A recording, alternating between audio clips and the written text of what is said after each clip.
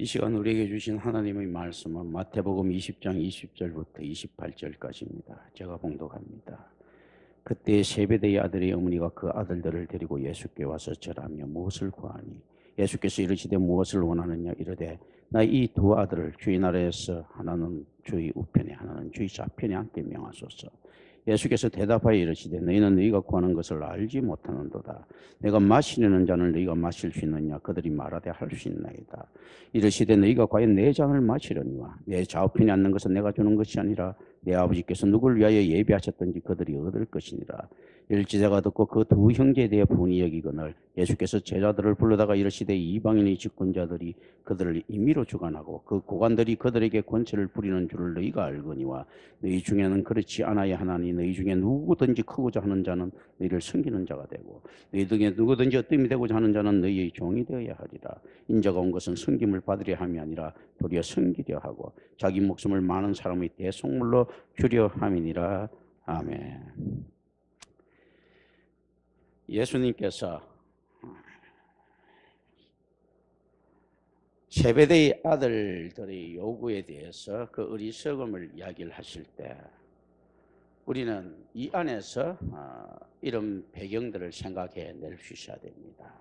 22절에 예수님께서 대답하여 이르시되 너희는 너희가 구하는 것을 알지 못하는도다 라고 이야기하십니다. 제가 고민을 하고 우리가 언제든지 그 실수하고 있는 것 중에 하나인데요. 제가 신학교에서 신학대학 교수를 봤을 때 일반적으로 목회자 모임에서 목회자를 만났을 때 제가 간과하고 있는 것과 실수하고 있는 것이 있는데 그래서 내 마음에 상처를 입게 되고 실망하게 되는데 제가 그들을 그리스도인으로 간혹 착각하고 있다는 겁니다. 그들이 그리스도인이 아니라고 생각하면 실망할 것도 없을 것인데 신학대학교 교수니까 목회자니까 이 그리스도인으로 착각을 하는 거죠. 그런데 우리 주님께서는 이것을 정확하게 알고 계십니다. 이들이 그리스도인이 아니라는 걸 알고 계시는 거죠. 예수님이 제자들은 이때 그리스도인이 아닌 거예요. 그리고 하나님의 질서의 섭리상 그리스도인은 언제 나타나는 거 했을 때 부활 성천하신 후 나타나야 되기 때문에 시기적으로도 이들이 그리스도인이 되지 못한 것은 마땅합니다. 사실은. 그리고 그들이 그럼에도 불구하고 이들이 그리스도인들이 자질을 지금 가지고 있는가 했을 때 미시한 가능성도 보이지 않고 있다라고 하는 우리는 아이러니한 역설을 마주할 수 있어야 되는 겁니다. 이들은 지금 어떤 단계인가 했을 때 케르케고르가 이야기했던 신앙인이 되기 위한 단계, 심미적 단계, 윤리적 단계, 종교 A 단계, 종교 B 단계로 나눴을 때 심미적 단계에 겨우 들어갈까 말까 이런 모습이 아니었을까.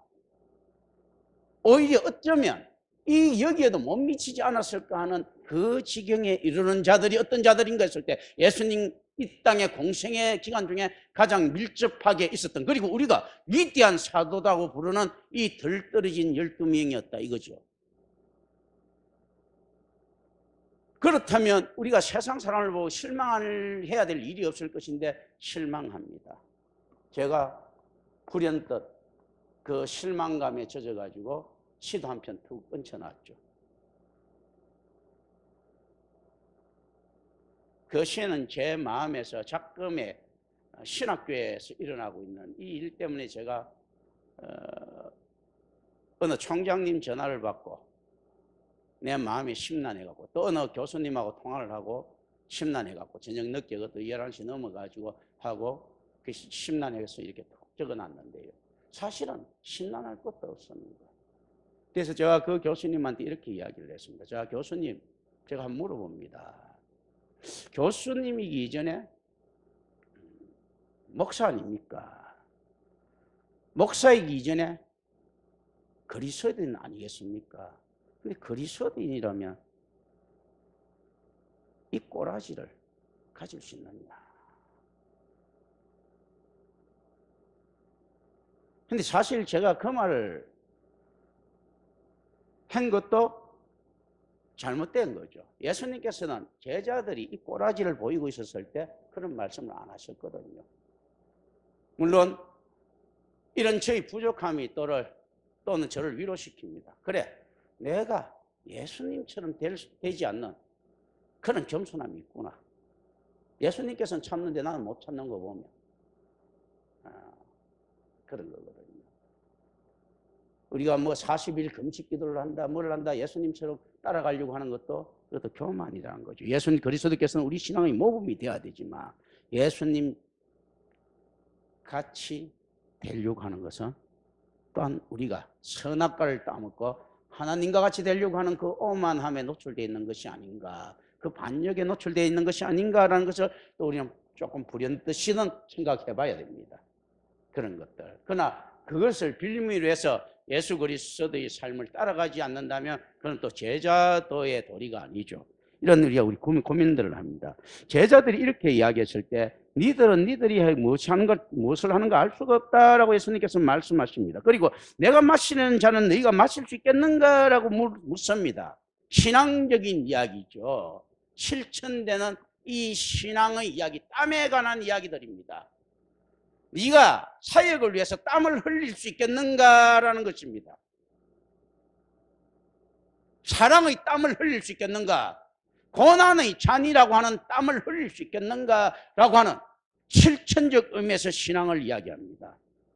신앙은 언제나 관념적이고 추상적인 것처럼 보이지만 그 신앙의 발현은 실천으로 나타날 수밖에 없을 것이고, 그렇기 때문에 실천을 통해서 신앙의 관념을 이룬다라고 하는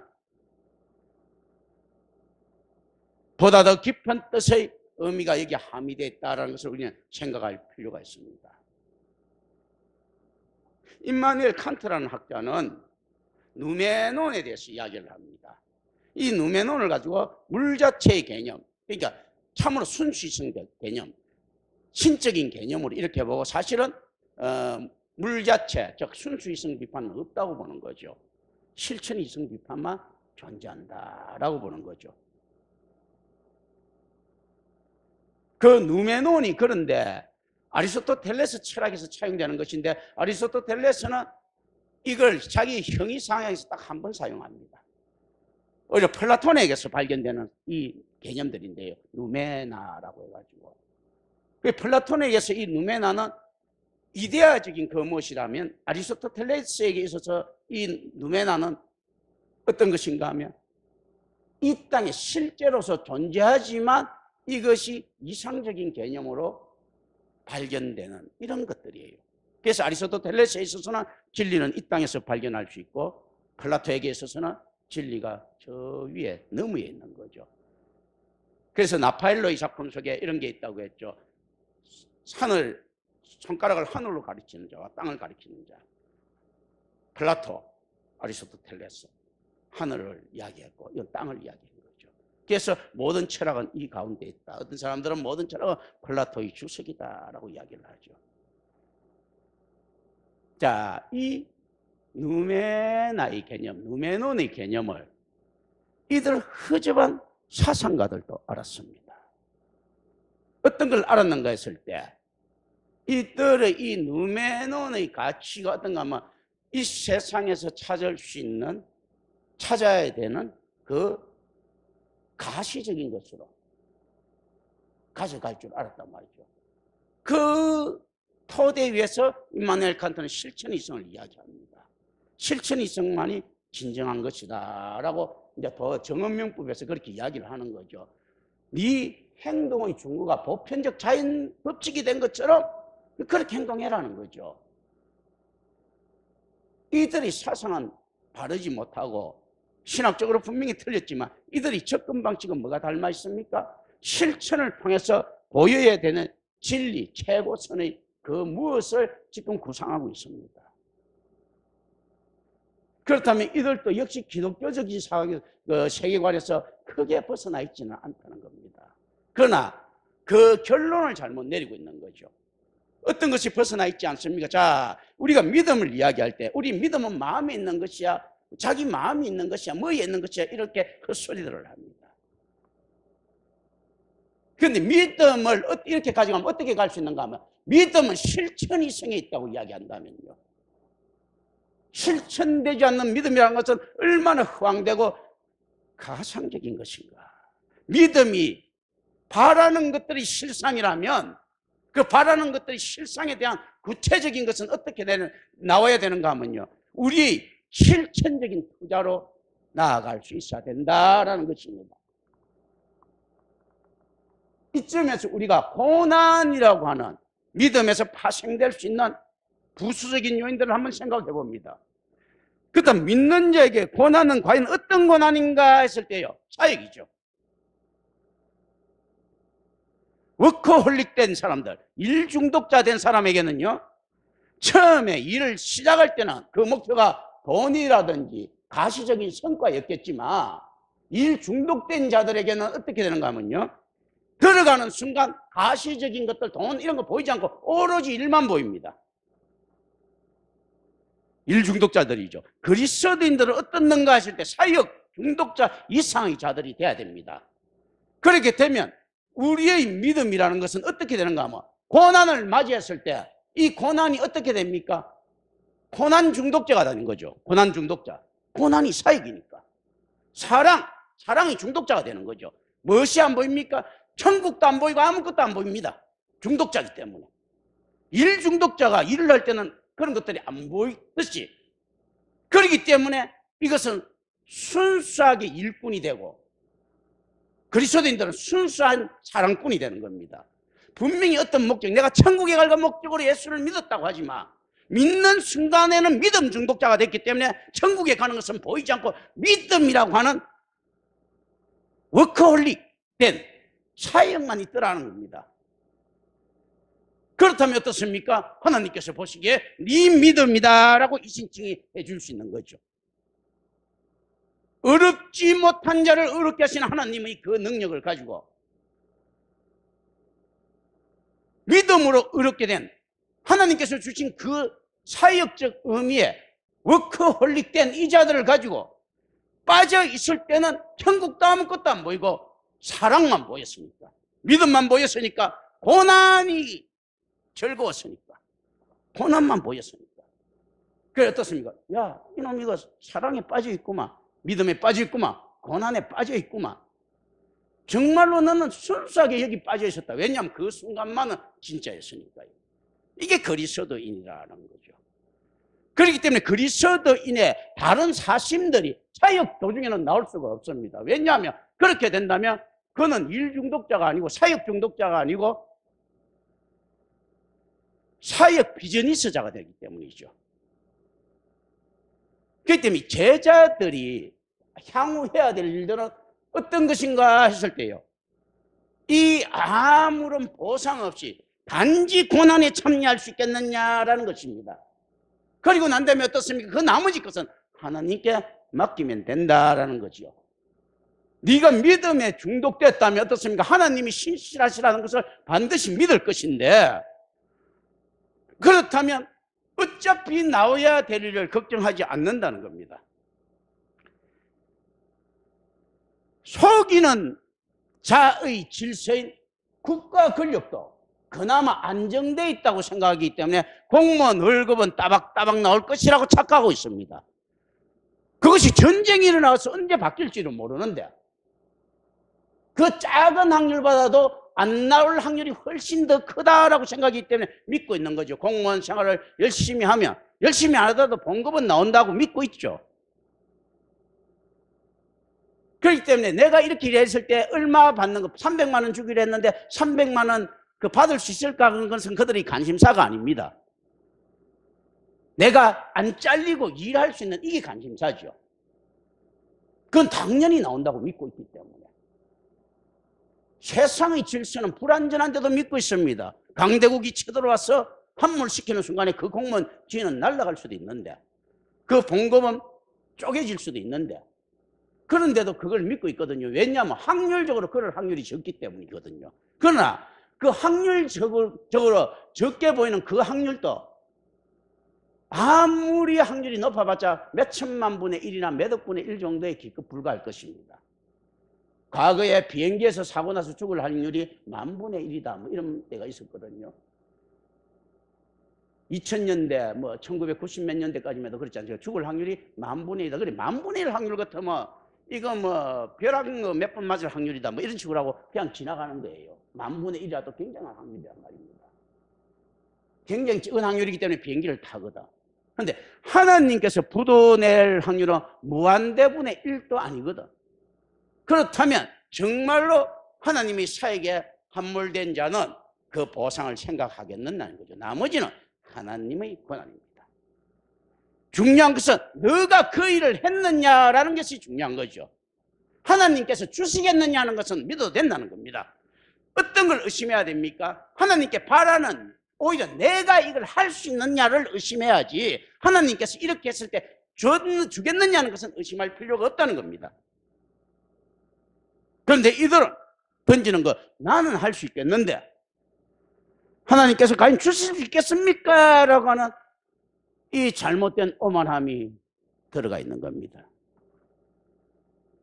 그러니까 내가 할 수 있겠는데 주실 수 있겠습니까? 라고 했을 때는 이건 어떻습니까? 신인 협동설적인 구상이 들어가 있습니다. 왜 그렇습니까? 제베대의 아들들이 우리가 좌편 우편에 앉았을 때 다른 사람하고 구분돼서 특별한 지위를 받기를 원하는데, 그렇다면 어떻습니까? 내가 이들보다 뭔가 더 잘하겠습니다 해서 첫 순교와 마지막 순교를 하게 되는데, 그렇다면 자기 구원의 동력이 하나님께로부터 온 것입니까? 자기의 능력으로부터, 자기의 열심으로부터 온 것입니까?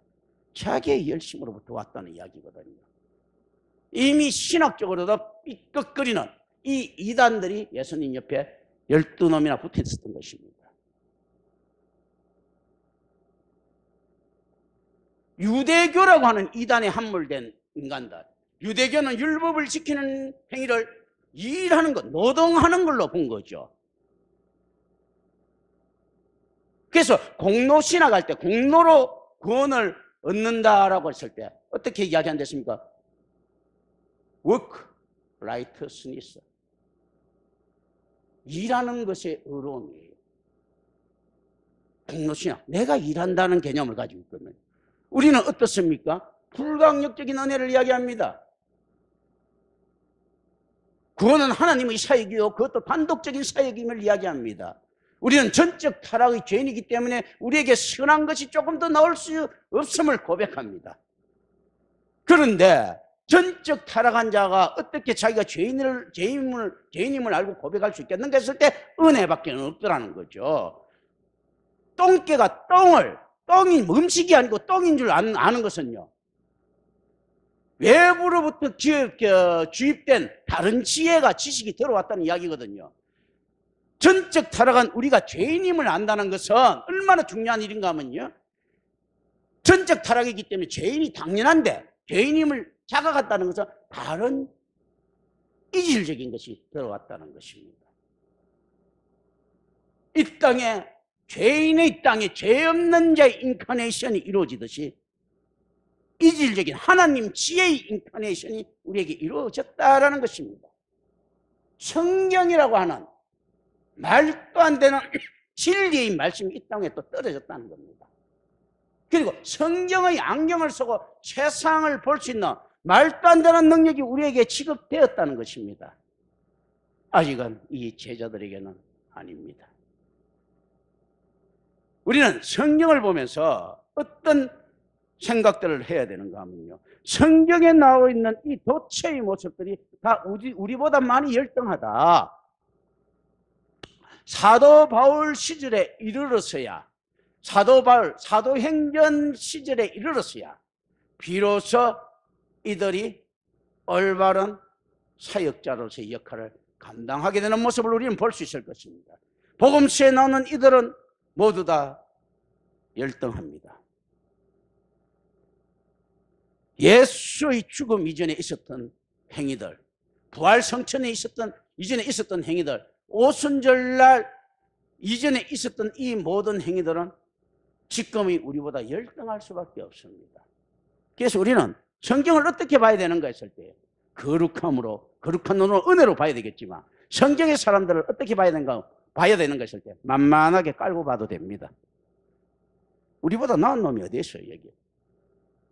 구약의 자들은 있지 않습니까? 그리스도를 기대하는 믿음을 가진 자다면 우리는 다시 오실 재림주 그리스도를 갖다가 기대하는 믿음으로 살고 있는 훨씬 더 진보된 존재들입니다. 이런 것들을 우리는 생각할 필요가 있습니다. 우리는 허용의 방향으로 진화된 존재들입니다. 이 말은 베르그송에서 제가 차용하는 겁니다. 뭐 그 친구 말을 사상을 제가 인정하는 것은 아닌데, 엘란 바이틀이라고 하죠. 생의 도약. 뭐 어느 진화론적인 그 그리스도의 사고를 가지고 이야기하죠. 인간 진화는 어떻게 되어 있는가 했을 때 금지의 방향으로는 닫혀 있다. 허용의 방향으로는 열려 있다. 그렇게 이야기하죠.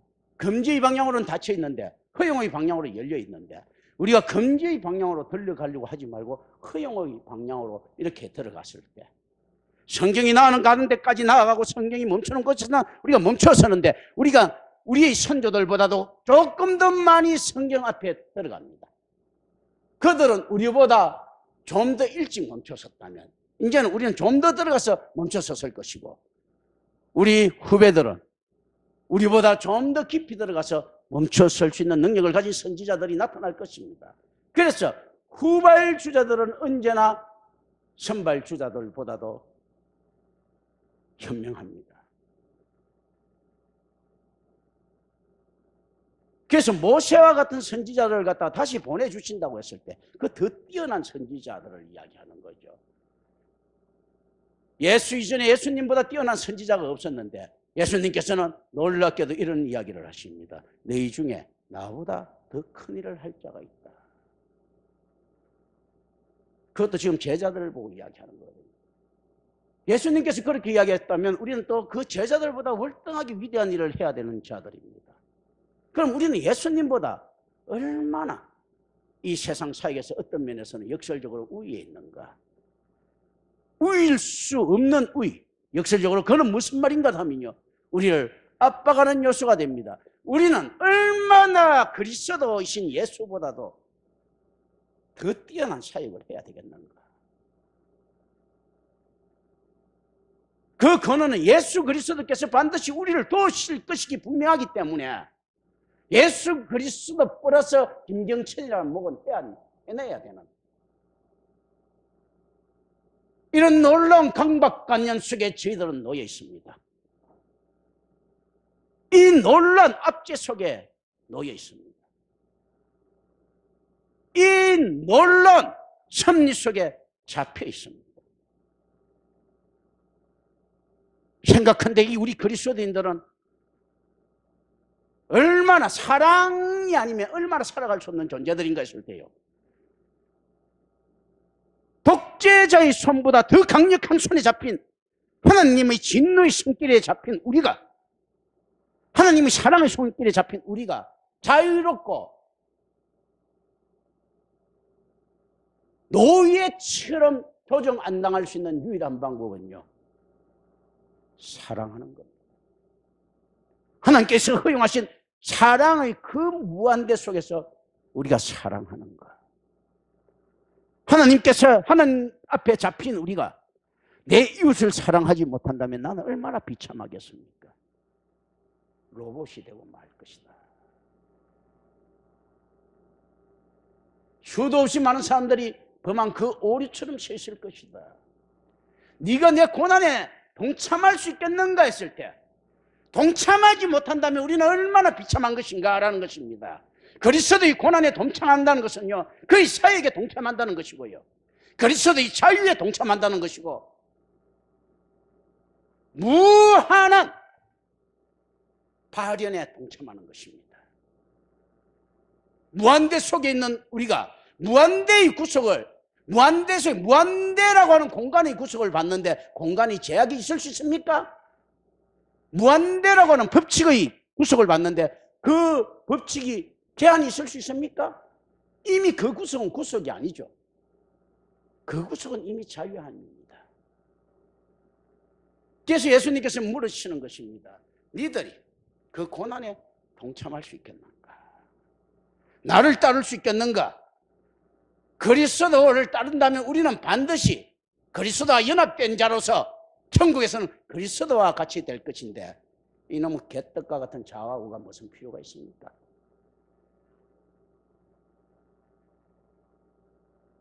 이런 것들을 우리는 좀 생각합니다.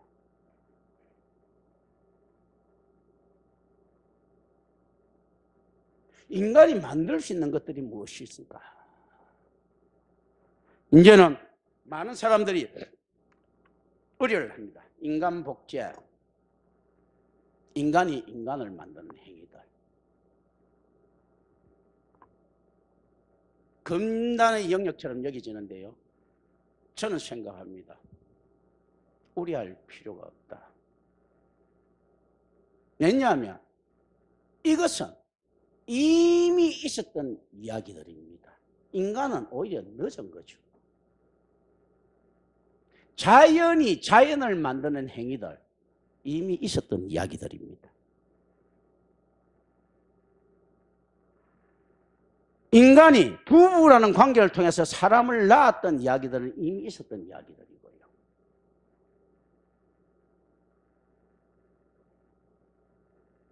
다른 방식으로 또 만든다라고 하는 이야기는 뭐 별로 대단할 것도 없는 이야기입니다.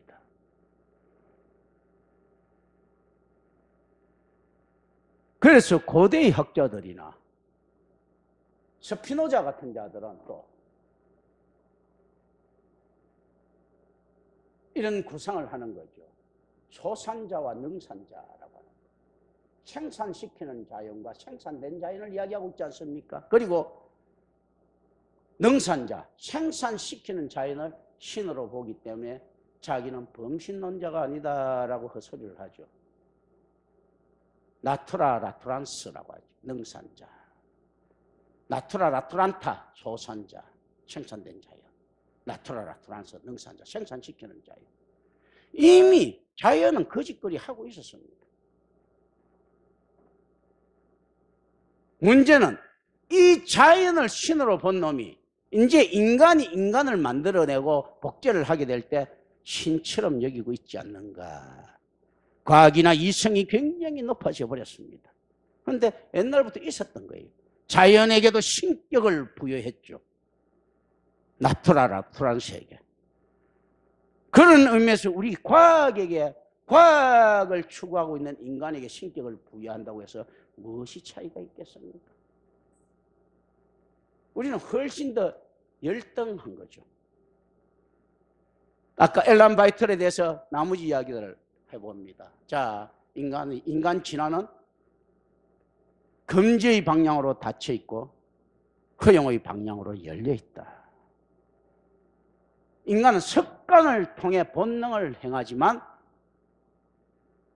지성을 통해 이 습관을 일탈하고자 한다. 지성의 무서움이죠. 그러나 이것도 본능이다라고 결론 내립니다. 지성이라는 것은 잘못 발현된 그 지성은 가치가 없습니다. 지혜의 개념은 인격화된 신적 속성이라는 것이 히브리식의 개념입니다. 그리고 이 지혜에서는 거룩함이 들어가 있으면 지혜가 될 수 없는데요. 히브리 사회에서의 거룩함의 개념은 뭔가 하면 비너하스가 하나님을 모독한 자, 하나님의 율법을 어긴 자를 어떻습니까? 창으로 찔러가지고 던져서 죽이는 이것을 거룩이라고 합니다. 피 튀기고 죽이는 행위. 이 거룩이 없는 자는 올바른 지혜를 얻을 수 없을 것인데요. 우리가 올바른 지혜를 갖다가 얻고자 하면요. 어떻습니까? 아간과 같이 도둑질한 자를 갖다 돌로 쳐 죽일 수 있어야 될 것이며 비너와스와 같이 창을 던져 죽일 수 있어야 될 것입니다. 그리스도인들이 그러면 직접 목적은 어디에 있습니까? 세상과의 대화 소통이 아닙니다. 세상은 사랑을 받아야 될 대상이고 그럼에도 불구하고 세상은 어떻습니까? 창을 던져 죽여야 될 대상입니다. 세상은 대화의 대상이 아닙니다. 많은 기독교인들이 이런 이야기를 하죠. 세상과의 대화를 열어야 된다. 과학과의 대화를 해야 된다. 참다운 지혜를 얻기 위해서는 어떻습니까? 그 거룩을 먼저 취득해야 되기 때문에 과학의 심장에 비나스처럼 창을 던지고 죽이고 그 순종을 통해서 하나님께서 지급하시는 은혜를 받는 게 지혜입니다. 이것을 우리는 어떻게 생각해야 될 것인가? 그렇지 않고 과학과 타협하려고 하는 것은 우상숭배적 간음하는 행위죠. 이스라엘이 가나안 땅에 들어갔을 때 십계명을 처음부터 어겨버렸습니다. 가나안 땅의 혼합 종교와 간음해버렸습니다. 가나안 땅의 사람들을 창으로 찔려 죽이지 않는 간음을 범했습니다. 그들과 대화를 시도하고자 하는 입을 섞는 간음을 범해버렸어요. 그 결과 어떻습니까? 이 제자들이 예수님께 묻습니다. 우편좌편에 앉게 해달라고 하는 이방 종교의 더러운 하이어라키 성직계급제를 이야기하고 있는 겁니다. 나 교황되게 해주세요. 추기경되게 해주세요. 나 담임 목사 되게 해주세요. 부목사 되게 해주세요. 목사는 목사지 담임 목사 부목사가 어디 있습니까? 이런 것들, 이 계급제도를 지금 이야기하고 있는 겁니다.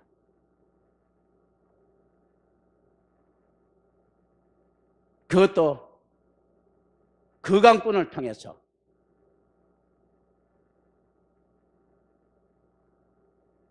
자기 엄마라고 하는 로비스트를 통해서 이렇게 이야기를 합니다. 우리의 위치는 지금 어디에 서 있습니까? 개탄스러운 일입니다. 오늘날 모든 신학교가 무너져 내려가고 있고 모든 교회가 무너져 내려가고 있는데 놀라운 것은 우리가 알아야 될 것이 있습니다. 어느 사람이든지 그 교회의 목사보다 신앙을 넘어서지 못한다는 놀라운 말들이 있습니다. 실제더라고요. 내가 볼 때 괜찮은 사람 같은데 결코 그 목사의 신앙을 못 넘어가는 거예요. 그렇기 때문에 양이 올바른 목자를 만난다라고 하는 것은 필생의 고민이고 필생의 축복이 됩니다. 그리고 양이라면 반드시 우리 주님께서 허락하신 그 올바른 목자를 만나게 될 것인데 그 숫자가 너무 작더라는 것이죠.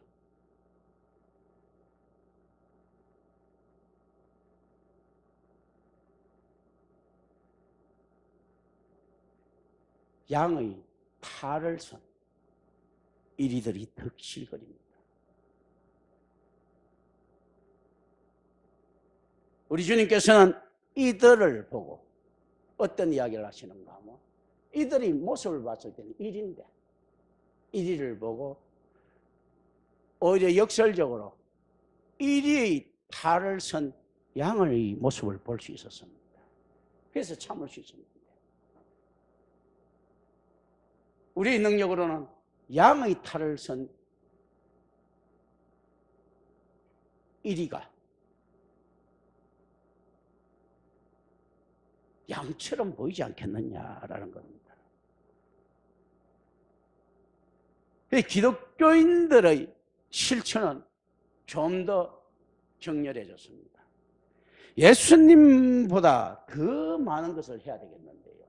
예수님께서는 그런 걸 보는 눈이 있었기 때문에 예수님은 양이 될 자들만 거두면 됐겠는데 우리는 그놈이 양인지 일인지 알지 못합니다. 양의 탈을 선 일이든 일의 탈을 선 양이든 우리는 다 거둬야 되는 거예요.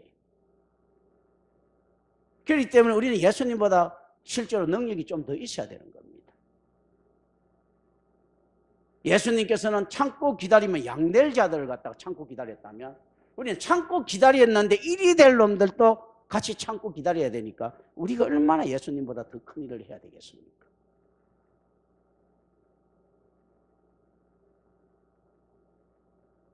그런데도 불구하고 이런 이야기를 합니까? 우리가 예수님처럼 하지 못해. 우리가 어떻게 예수님처럼 해? 뭐 어쩌고저쩌고 하면서 막 위를 부여하면서 교회는 일수도장 찍듯이 나오고 이웃 사랑은 예수님이나 하는 것이하고 이렇게 놔두겠습니까? 예수님께서는 그렇게 이야기하지 않습니다. 나보다 더 큰 일을 하라라고 말씀하십니다. 왜 그렇게 이야기하시는가 하면요, 니놈들이 눈깔이는 썩은 동태 눈깔이 아니냐 이거죠.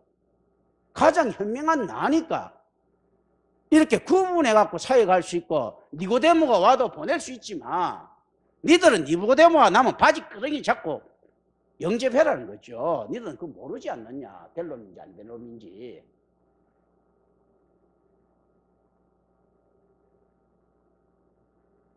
예수님께서는 야, 저거 보니까 가브리엘 같은 경우는 뭐 인간 안 될 놈이야, 뭐 이런 거, 그 가야바 같은 놈은 인간 안 될 놈이야, 헤롯 같은 놈은 인간 안 될 놈이야 라고 하면 이야기하면서 거기 전도 안 할지라도 니들은 그거 모르지 않느냐. 그러니까 빌립한테, 헤롯한테 가서도 전도를 해야 되고 이렇게 해라는 이야기거든요.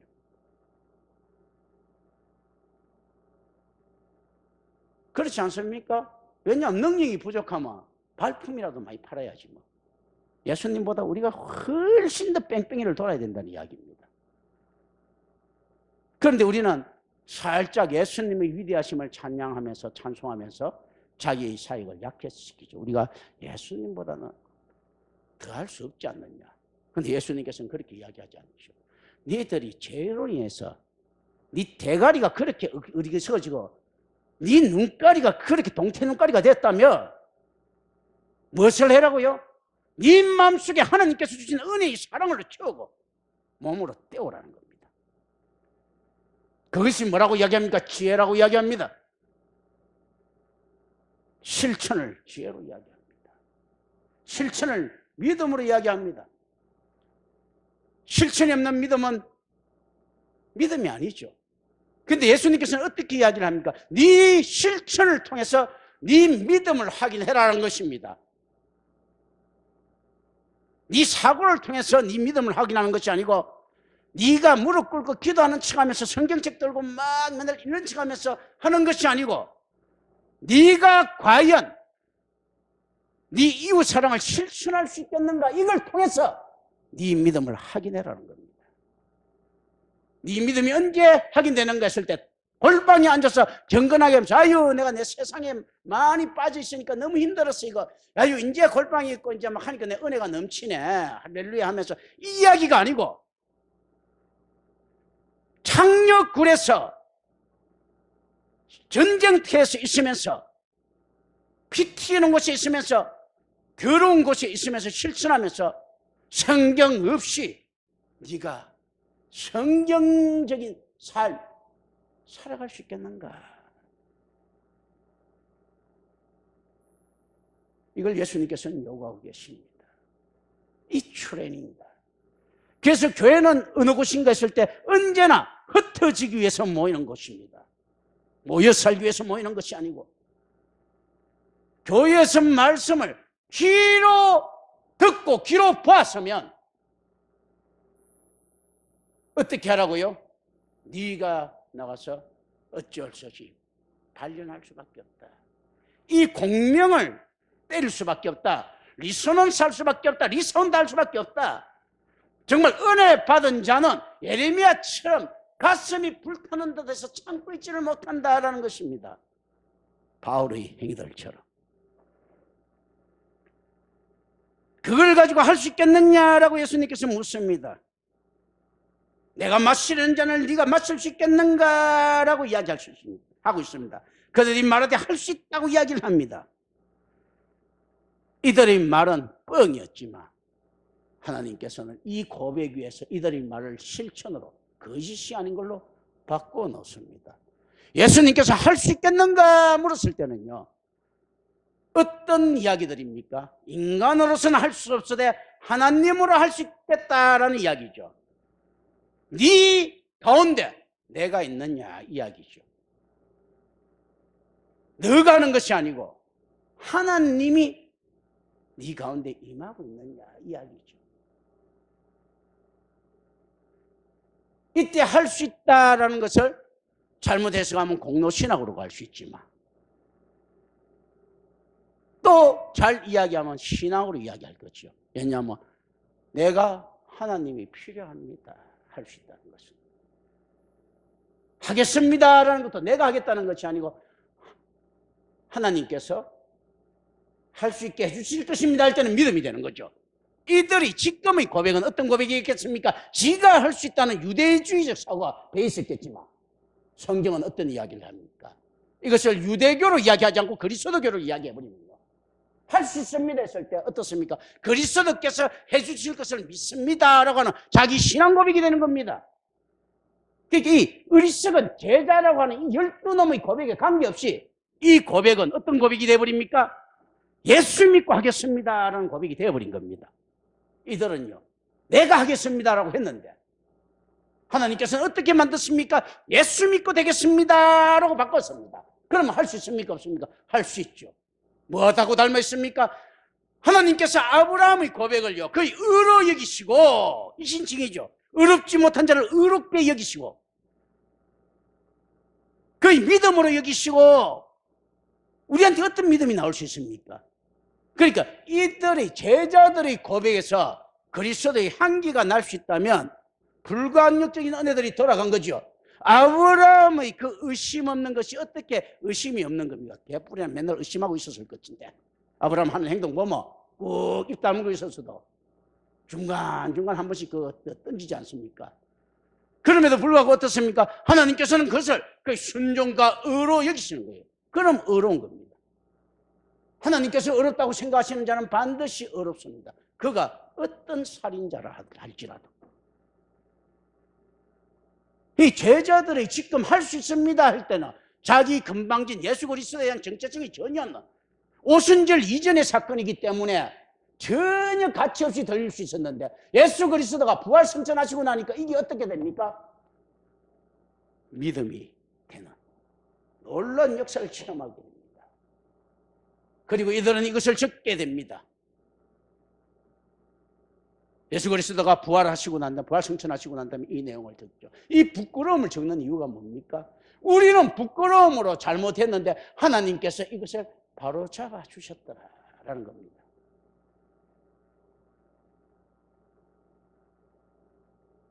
너희가 과연 내 잔을 마시려니와 라고 예수님께서 말씀하신 데서 이들이 말이 허용되었음을 나타납니다.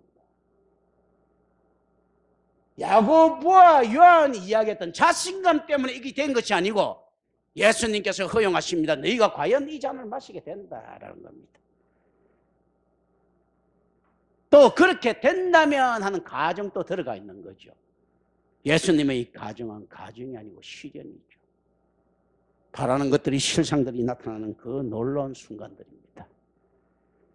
이게 이제 하나 안에서 어쩔 수 없이 이 내용 하나는 그런 모든 배경들을 가지고 있습니다.